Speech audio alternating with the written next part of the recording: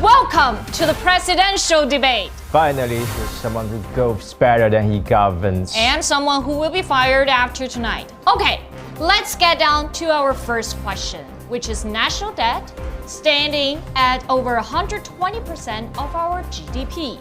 Mr. Applewood, how would you tackle this problem if elected? Look, here's the deal.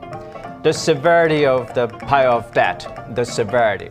When I say severity, I mean it's very severe, hard to pay back. But the question is, who drove the debt up? My opponent's party. Look at how they cut taxes for their billionaire cronies. I mean, they would sell this country for a cup of coffee if it meant their cronies got an extra slice of the pie.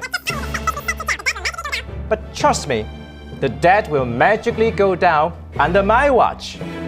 Francis, you are nothing but a commander-in-chief. Surely we cut taxes, but it fueled a roaring economy. I got the best economy in history, okay? Which means more revenue, more debt relief. Why the debt number so big? Inflation. Thanks to your party's print now never pay back policies. Look, I have many ways to crack down debts, okay? Like paying it off in Bitcoin, or just charging entry fee for the lobbyists to enter the capital. All right, Mr. Applewood, how would you respond? Did she just link debt with inflation? I don't know what she was talking about. I don't think she knows what she was talking about either. Somebody should get her an economics textbook. I've said it many times, she's a DEI hire.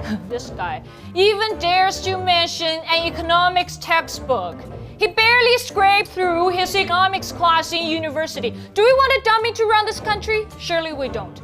Okay, we have many ways to slash the debt. And the very first thing I would do is to dismantle the education department so that we don't have to waste money on dummies like him. Well, a very enlightened exchange. Now let's move on to foreign policy. China is changing the international order. They're building railways and hospitals in Africa where donkeys and village healers used to be good enough. And they brought back 2 kgs of soil from the far side of the moon. Soon they will be hollowing out the whole satellite. Madam, how would you handle China?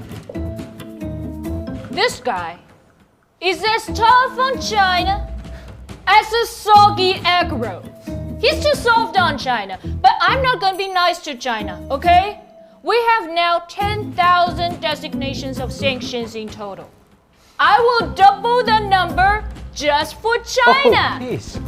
I know why the entertainment folks endorse her. Because she's the best comedian in town. Full-blown sanctions would just sink all of us. All of us. All right, Mr. Applewood, please let the lady finish. Otherwise, I'll push it. I'll push it. Madam, please. Thank you. Of the 10,000 new items, I will first sanction Chinese buttons because they will be bagging our talks. I will also ban Chinese toothpicks because they will be collecting our DNA. I will also build a glass dome over us to block out Chinese clouds because you know what they're doing, cloud-to-cloud surveillance. Listen, we should impose the right sanctions with the right allies. I'm the best at making noise, just ask the Brits.